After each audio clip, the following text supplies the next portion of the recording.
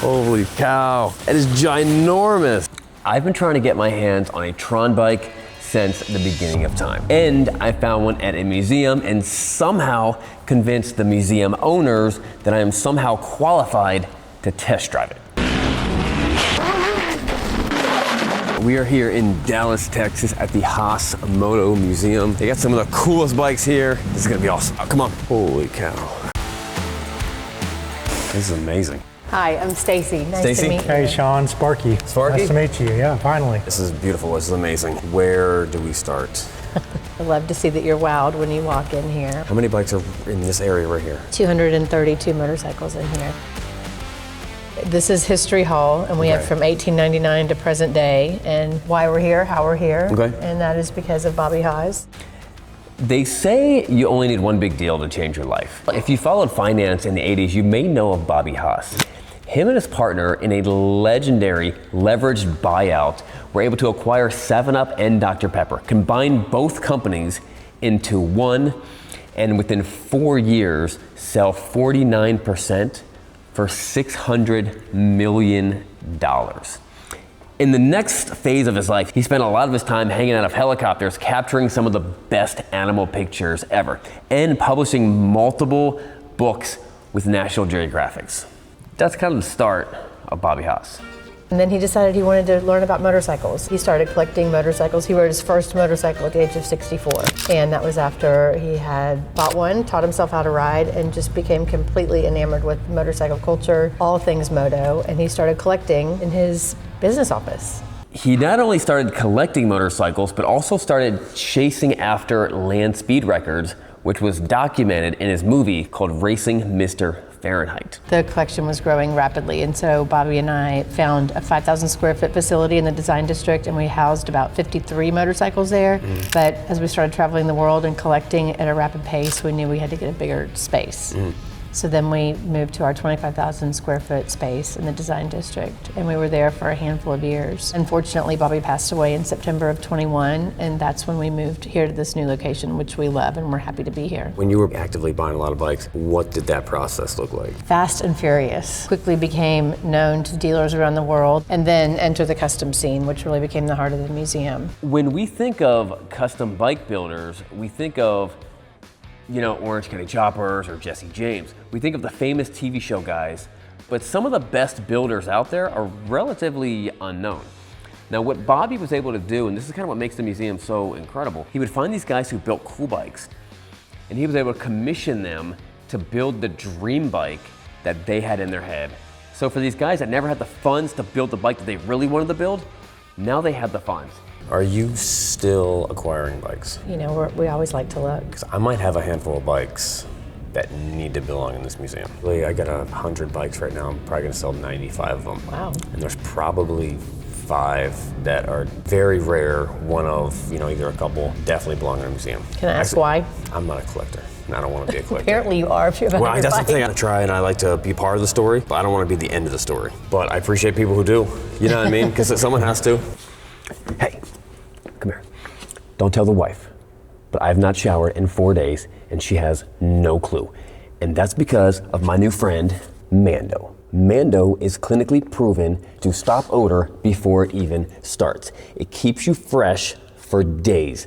The problem is, the other guys at my shop, they've not learned about Mando yet, but let's remedy that.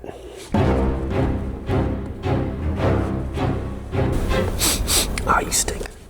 Got you. You're good now.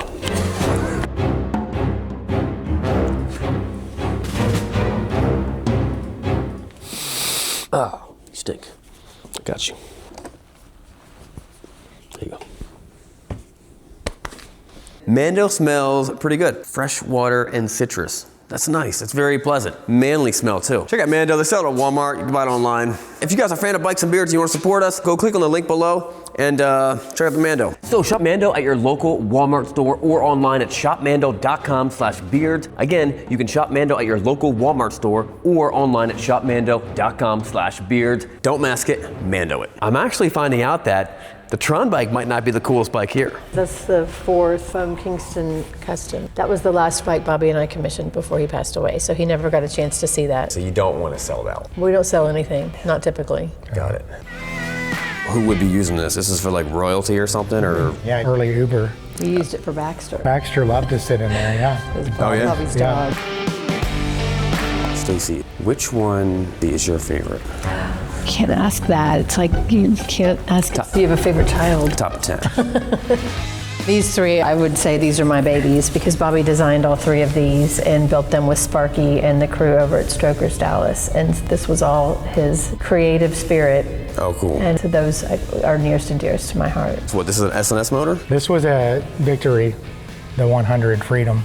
Oh, okay. And it was a blend of, these frames were actually designed at Strokers, and Bobby was a part of the whole process coming back and forth with us when I was there. So definitely built for the museum. It's a piece of art.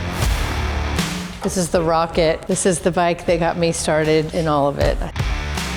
These are door handles from French doors that he found in Paris. That's a 152-inch Viper motor. This thing would rattle your eyes.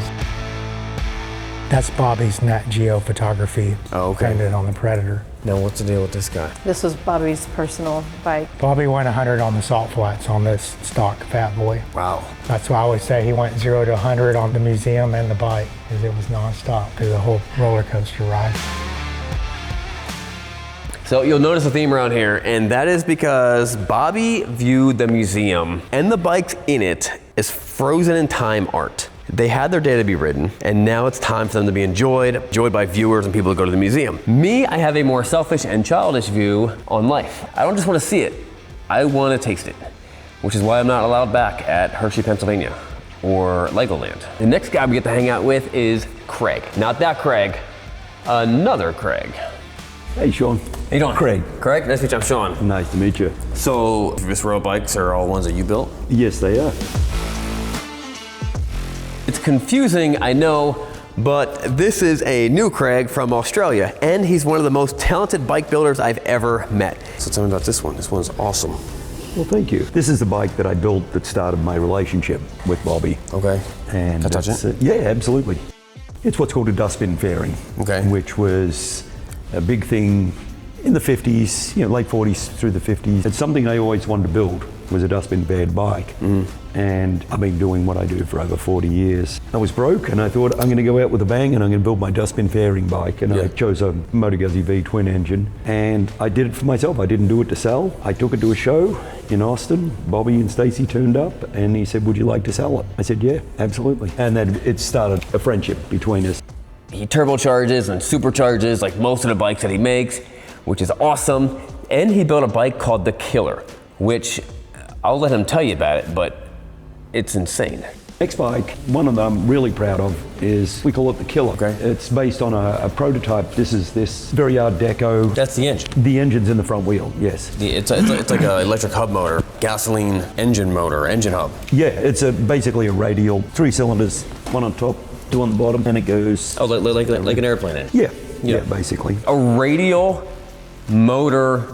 motorcycle inside the wheel that he built the whole thing. I mean, like, he took jugs and cylinders and like, how was that even possible? Bobby found some old photographs of a bike called the Killinger that was built in Germany in 1935. There was one prototype, and it was his Art Deco with a 3-cylinder radial. And we didn't want to copy it. We just used that as a genesis. The idea. Inspiration.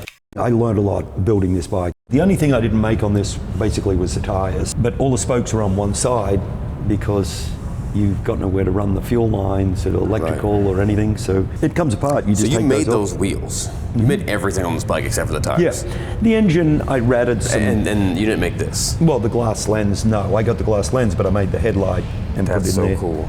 And then the engine, I got some 60cc 2-strokes and used the cylinders, but then made the engine. You made the block of the engine, you made the thing. Yeah. That's incredible. How'd you learn how to do that? I've been doing this my whole life. This is the Mr. Fahrenheit. This is the original Mr. Fahrenheit. Okay.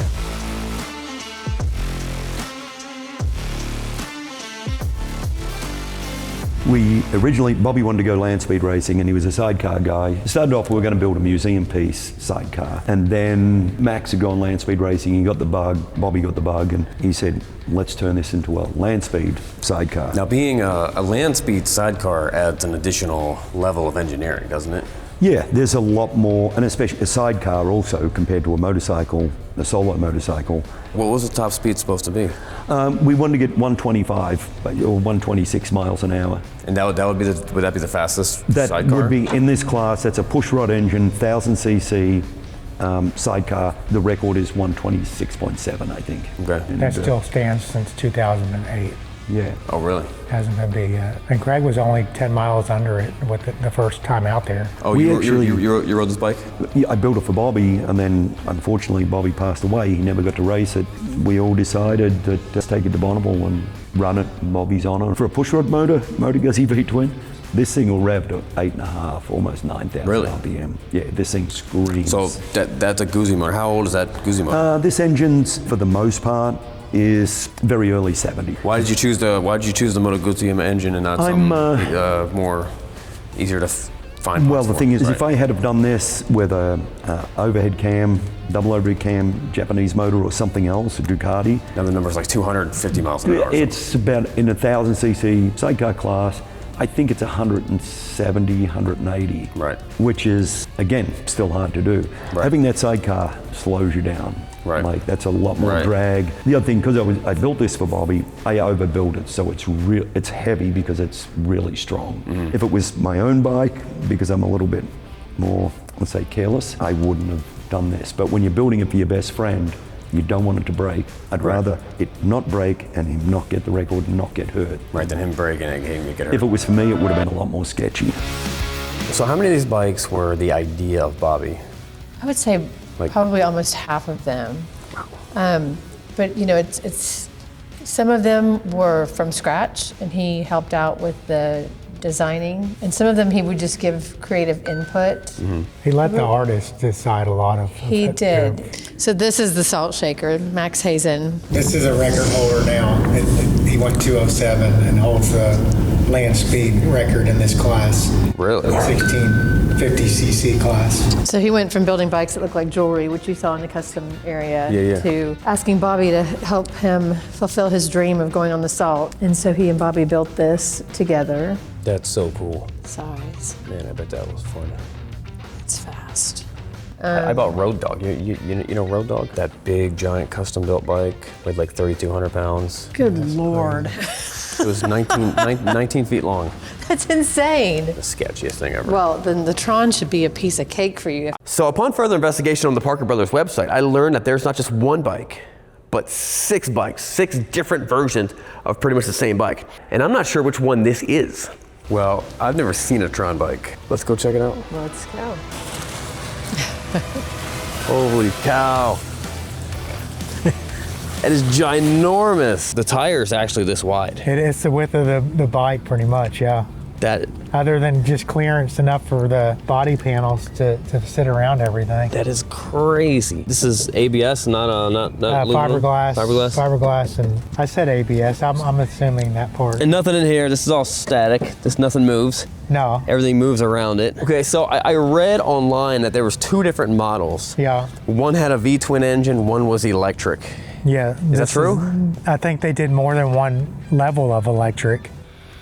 Upon investigation, I found that the musician Wycliffe Jean actually has one of these. He actually has 2 of them, according to my research. If you're wondering, can people in China buy one of these bikes? The answer is yes.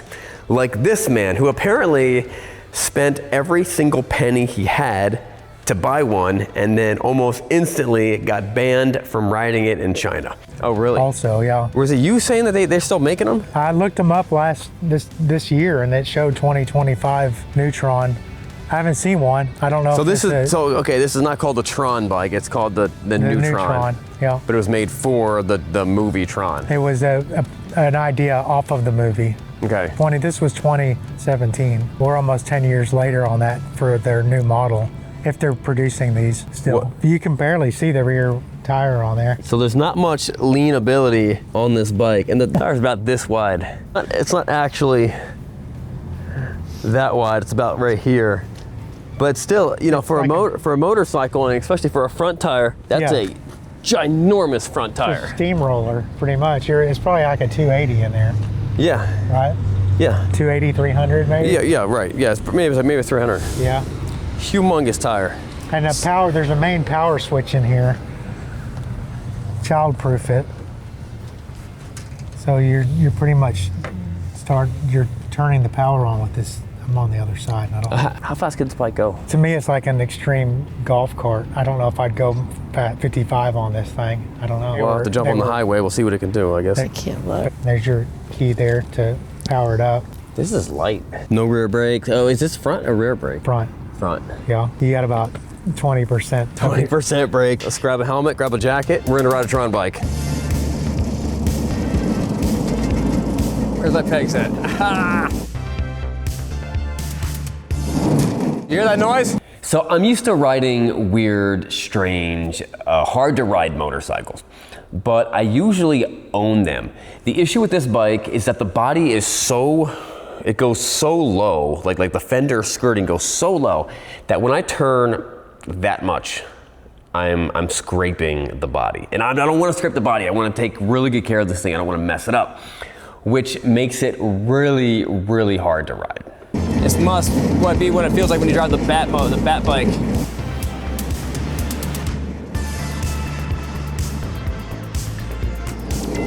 All right, now we're going.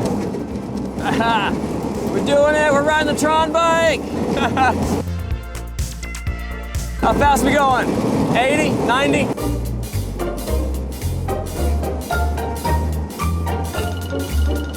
This is not uncomfortable. No, my leg's cramping up. Ah, Charlie horse. So they made 2 models and then 3 versions of each model. The base model starts at $55,000 and pretty much is just a moving display. It's a cool looking display that you could ride in, but it's barely functioning. Then on the other side of the spectrum, they have a 100-mile range. It actually goes kind of fast. DOT approved functional motorcycle. And the newest model comes in full fairing and half fairing. Remember the movie Tron? That's the Tron bike. It is the Tron bike. What it tops up to? Maybe 20. Man, you got too much going on. It's nice, it's neat though. Pretty cool, right? Yeah, take a photo. You want to buy it? It's for sale, I'm selling it. Cash though.